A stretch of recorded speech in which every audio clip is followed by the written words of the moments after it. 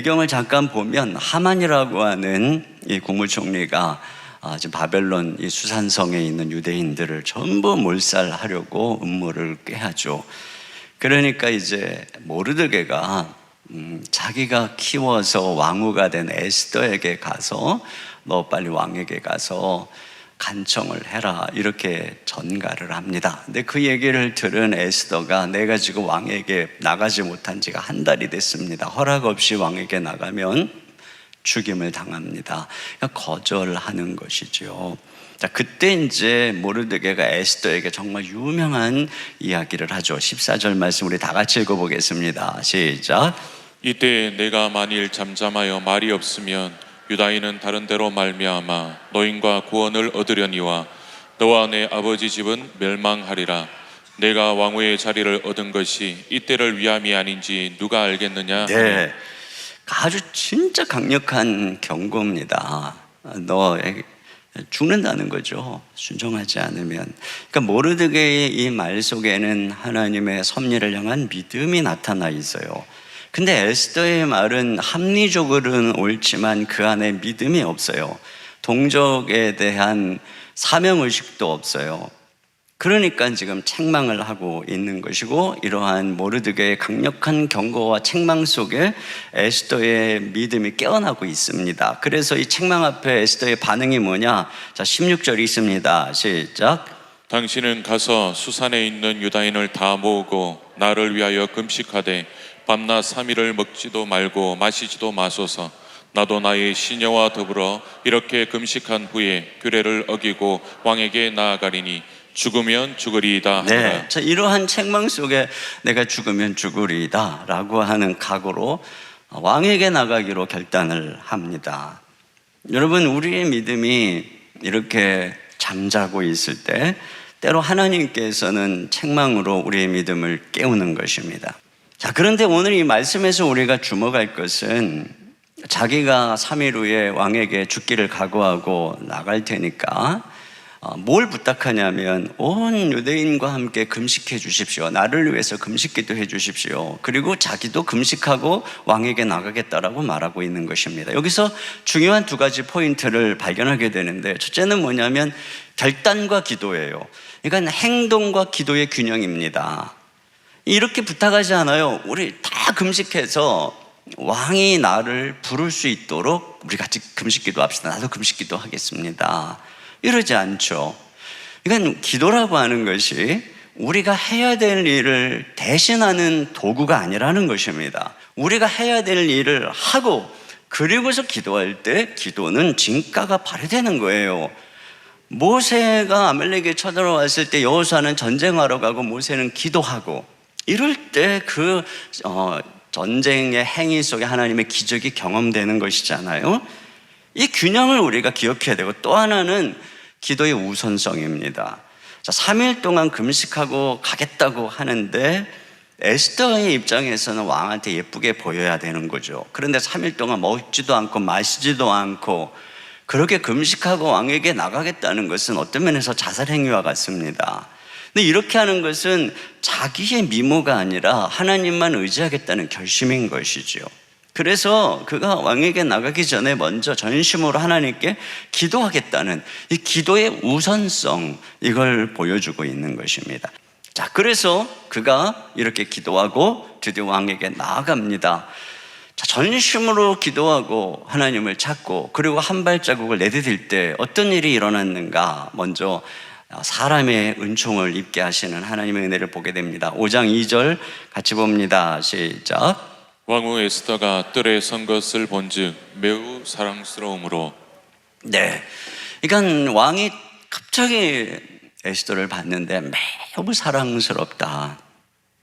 그러니까 아마 사랑으로 빛이 나고 있는 그런 그 에스더 환하게 빛나는 그 모습으로 그의 눈에 비쳤겠지요. 지금 에스더가 기도하는 게 뭐예요? 허락 없이 왕에게 나가면 죽는다. 그러니까 뭘 기도했겠습니까? 에스더가 나갈 때 왕에게 어여삐 여김을 보게 하시고 금호를 귤을 내밀게 해 주십시오. 그래서 왕에게 나아가서 간청할 수 있는 기회를 주십시오. 이렇게 기도하지 않았겠습니까? 그런데 그대로 된 것입니다. 그대로. 왕의 앞에 은혜를 입게 된 것이죠. 잠언 21장 1절 말씀 같이 읽습니다. 시작. 왕의 마음이 여호와의 손에 있음이 마치 법물과 같아서 그가 임의로 인도하시느니라. 네, 이건 왕이 보에 있는 물처럼 하나님께서 왕의 마음을 이리로 저리로 당신이 정한 대로 이끌어 주신다는 것이죠. 하나님 손 안에 왕의 마음이 있어요. 그러므로 여러분, 어떤 마음 때문에 고민하고 있다면 우리가 오늘 간절히 기도하고 이 21일 작정으로 하나님께 기도하면 하나님께서 그 마음을 주장해 주실 줄로 믿습니다. 그리고 두 번째로는 지혜를 주시는 것을 알 수가 있어요.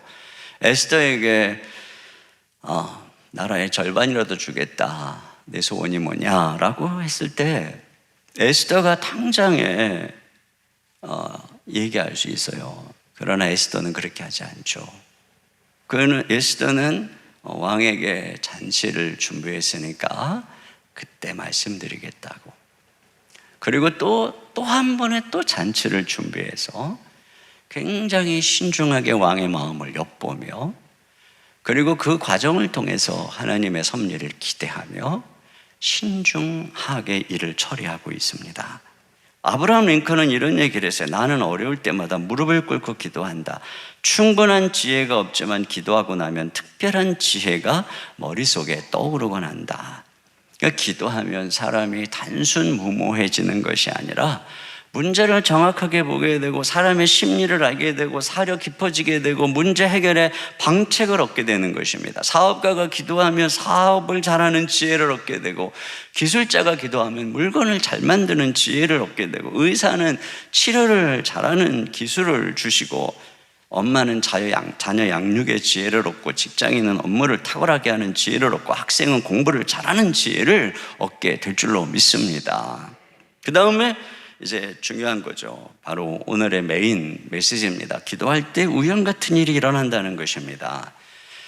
자, 이렇게 하면서 이제 행동하기 시작하니까 왕과 함께 하만을 초청했거든요. 그러니까 하만이 지금 이 왕후가 왕과 함께 나를 초청해서 나를 인정해 주는 거야. 그러니까 이 교만이 하늘을 찌르는 거예요. 그렇게 너무 기분 좋아서 성을 나가는데 모르드게가 인사를 안 하네요. 늘 인사를 안 해요, 그 성문에서. 그것 때문에 항상 기분이 나빴는데, 그래서 지금 이 하만이 모든 유대인을 죽이기로 한 건데, 그런데 여전히 지금 눈에 가시 같은 거죠. 못 견디는 거예요, 그걸. 왜요? 교만하니까. 내가 누군데, 내가 왕후가, 저 왕과 함께 잔치에 초대받은 사람인데 어디 감히 유대인 이 모르드게가 나를 무시해. 이게 못 견디는 거예요. 여러분, 사람이 자기를 특별하다고 생각하면 어떤 사람의 조그마한 이런 그 열시나 이런 것들을 못 견디거든요. 이게 바로 교만인 것입니다. 자기가 특별하다고 생각하니까. 그래서 완악해지는 거예요. 그래서 내일 당장에 내가 이 하만을 죽이겠다. 그래서 자기 집에다가 큰 장대를 매다는 거죠. 이거 보세요. 기도하잖아요. 그러면 어떤 사람은 하나님이 왕은 그 마음을 변화시켜서 호의를 있게 하지만 하나님이 심판할 악인은 더 강팍하게 만드는 거예요. 더 강팍하게, 더 악하게. 그래서 하나님이 심판을 위한 진노를 쌓는 것입니다. 자, 그래서 하만이 날이 새면 왕에게 가서 모르드게를 죽이겠다라고 작정을 하는 그 밤이죠. 자, 그런데 또 무슨 일이 일어나고 있느냐? 오늘 우리가 읽은 것처럼 그 밤에 무슨 일이 일어나고 있죠? 왕이 잠이 안 오는 거예요. 6장 1절 상반절입니다. 시작. 그날 밤에 왕이 잠이 오지 아니하므로. 네. 자, 그런데 왕이 잠이 안 오니까 뭐라 그러냐면은 역대일기를 가져오라고 합니다. 1절 하반절에 명령하여 역대일기를 가져다가 자기 앞에서 읽히더니, 왕이 잠이 안 오면 할 게 얼마나 많겠어요. 그런데 그 재미없는 역대일기를 가져오라는 것이죠. 그걸 읽는 그거 읽고 싶은 마음, 이 하나님의 섭리죠. 그래서 읽는데 어느 부분을 읽느냐? 아무래도 자기가 제휴했던 그 최근에 몇 년간의 일기들을 읽으라고 했겠죠. 자, 그랬는데 거기에 무엇이 기록되어 있냐면 몇 년 전에 이 왕을 죽이려고 모반했던 내시들, 그를 모르드게가 성문에서 이제 이렇게 보초를 서고 있는 관리인데 모르드게를 엿들은 것입니다. 그래서 그걸 알려서 왕의 목숨을 구해준 사건이 거기 기록되어 있었던 거예요. 하필 내일 하만이 죽이려는 그 모르드게가 왕의 목숨을 구한 사람이라는 것을 하나님이 읽게 하는 것입니다.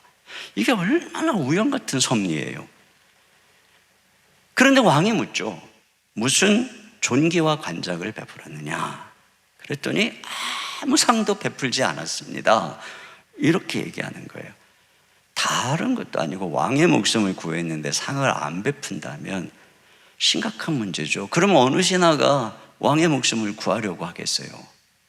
이건 굉장히 심각한 문제니까 안 되겠다 하고 왕이 잠을 안 자고 고민하는 것입니다. 날만 새면 이 모르드게에게 빨리 상을 베풀어야 되겠다. 무슨 상을 베풀까 하고 심중에 생각하고 있는 거고, 하만은 날만 베풀면 왕에게 찾아가서 저 모르드게를 당장 죽이자고 해야 되겠다, 이렇게 생각을 좀 하고 있는 것이죠.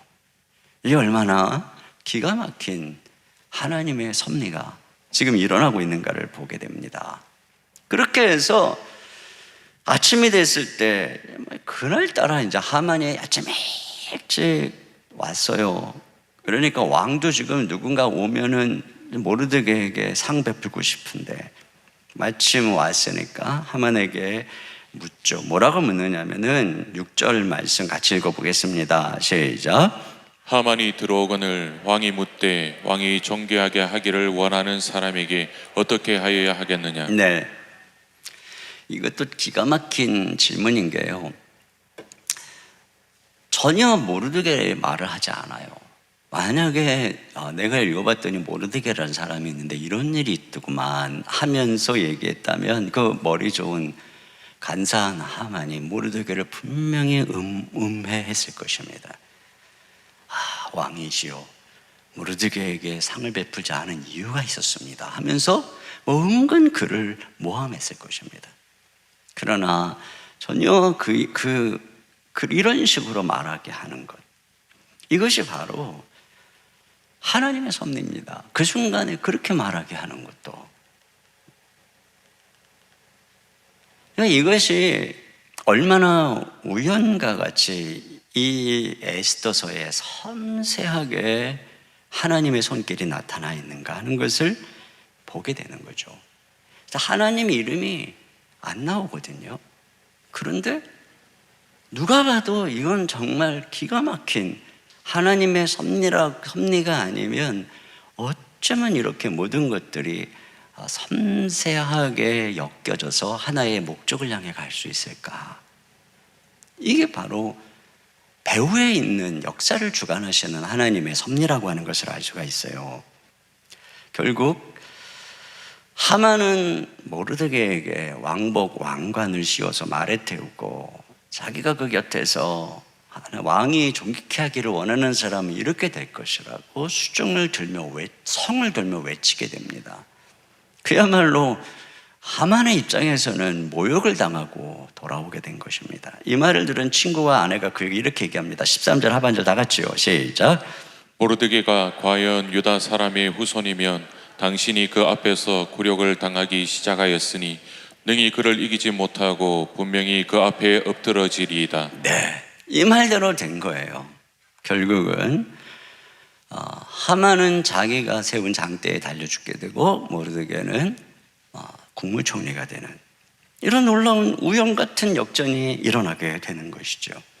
근데 지금 중요한 것은 이러한 우연 같은 하나님의 섭리가 어디서부터 지금 일어나고 있다는 겁니까?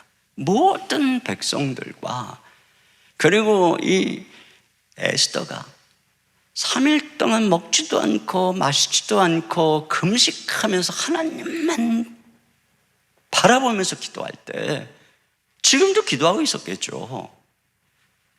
자기들의 목숨이 달려 있으니까 전심으로 기도할 때 이런 일이 일어난다는 것입니다. 우리는 하나님의 은혜 속에서 뭐 이렇든 저렇든 이미 축복받기로 결정된 사람들인 것입니다. 이게 예수님의 운명이에요. 그런데 그것이 우리가 언제 기도할 때 그것이 우리의 삶 속에 우연처럼 그리고 어떤 고난처럼 보이는데 전화위복의 역사가 일어나서 우리의 삶 속에 기가 막힌 하나님의 역사가 펼쳐지게 되는 줄로 믿습니다.